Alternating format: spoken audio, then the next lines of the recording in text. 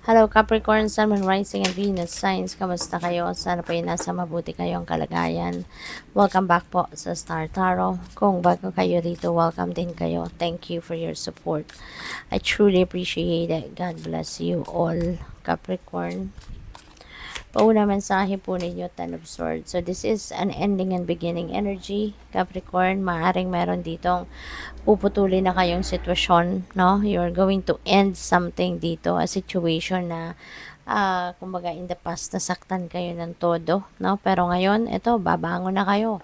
Dito nga sa card, bumangon na kayo at nagsimula na kayong maglakad towards moving forward, no? So, this is really good kasi handa na kayo magsimula ng bagong buhay.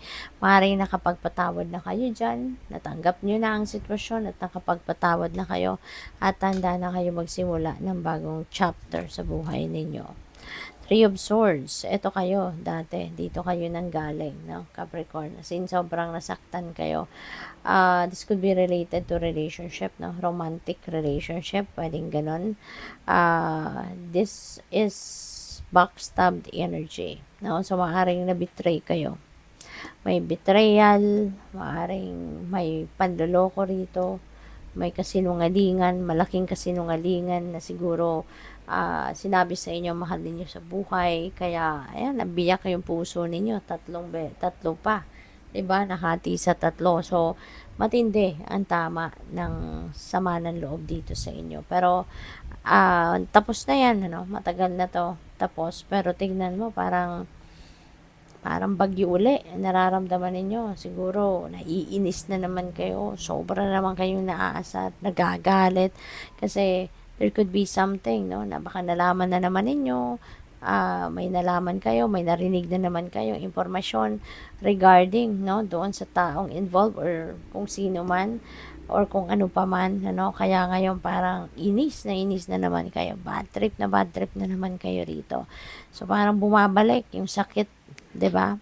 Na naramdaman ninyo dati, parang ganon. Parang na-review kayo, no? Na naman ng kung ano nangyari dito, sama ng loob ninyo. Pero,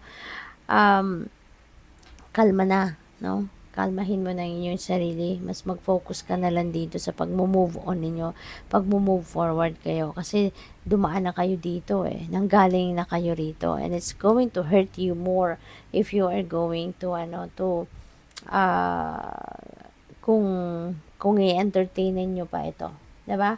So, focus na lang kayo as much as possible doon sa pag-move on ninyo sa buhay para nang sa gayon, mas maging maayos na ang pakiramdam ninyo, mas maging maayos na yung kalagayan ninyo. Okay?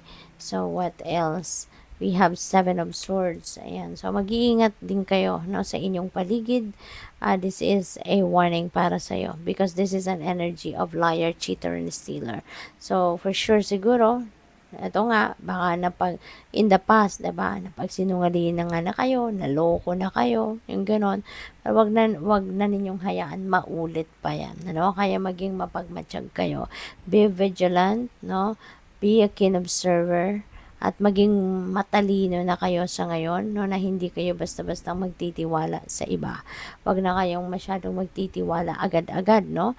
At ibibigay ninyo yung tiwala 100% sa ibang tao. It's a big no-no already, no? Sana you've learned your lesson hard, 'di ba? With this situation. Kaya ano na kayo, maging mapagmatsyag at gamitin ninyo yung intuition at all times kasi yung intuition ninyo will always send you a signal, no, if there is something off with the person that you are dealing with. Kung ito'y niloloko ka na, kung ito'y pinagsisinungalingan ka or whatsoever, anything negative, anything na hindi tama at hindi mabuti, your intuition will send you a signal na maging maging alert ka. Okay? Kaya yun, mag-iingat kayo. So, what else? And even material na bagay, no? Hindi lang yung puso ninyong iingatan ninyo rito, but also material possessions, pera ninyo, yung mga ganon. Okay? Four of Swords, ayan, so magpahinga kayo. Okay? Magpahinga kayo kasi kailangan ninyo rito na parang i-renew ninyo muli ang inyong sarili. You need to take a rest. Okay? mag-relax, mag-rest, yun ang kailangan ninyo ngayon. Okay? Para kumalma ang inyong sarili. Okay? Kasi dito parang bumagyo na naman muli, sa buhay ninyo. Kaya kailangan ninyo na magpahinga, step back a little from that situation at magpahinga kayo. Okay?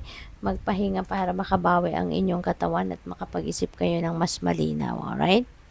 What else? We have Two of Swords. Ayan. So, may kalituhan na nangyayari rito. Merong pwedeng internal conflict ito. May decision kayo na gustong gawin. Pero hindi kayo makapag-desisyon. Maybe. It's either maraming impormasyon ang hawak ninyo, kaya mas lalo kayong nalilito, or kailangan pa ninyo na mag-isip-isip, o kailangan pa ninyo na kumalma muna, kailangan ninyo na ma-atras muna. So, maaaring ganun ang sitwasyon dito, no? But, yun nga, no, gamitin ninyo yung inyong intuition. Always listen, no, and follow what your intuition is telling you. Kasi, yan ang gagabay sa inyo patungo sa kung saan kayo dapat na mapunta para makalma, maging maayos ang sitwasyon. Okay? What else? We have Four of Wands. Okay? So, this is victory energy. Okay? At, maaaring meron kayo ritong pinagtagumpayan, no? Maybe on a personal level, or pwedeng pinagtagumpayan ng pamilya ninyo. Kaya you're going to celebrate, no? Kasi this is also a celebratory energy. So, there could be successes, no? Ang pamilya or kayo on a personal level na isa-celebrate ninyo. Kaya, ayan, maaaring may reunion dito, magsasama-sama kayo at ng inyong mga pamilya at ang inyong mga kaibigan. So, pwedeng ganun ang ganap dito, no? And have fun, no? Have fun. Kasi, pinagtrabahuan mo to, kasali ka dito, no? Sa victory na to, may ambag ka sa victory na to. Kaya, deserve mo na mag-enjoy ka. Deserve mo na magsaya ka. Okay? So, good luck sa'yo. Thank you for watching. Love and Light. Namaste.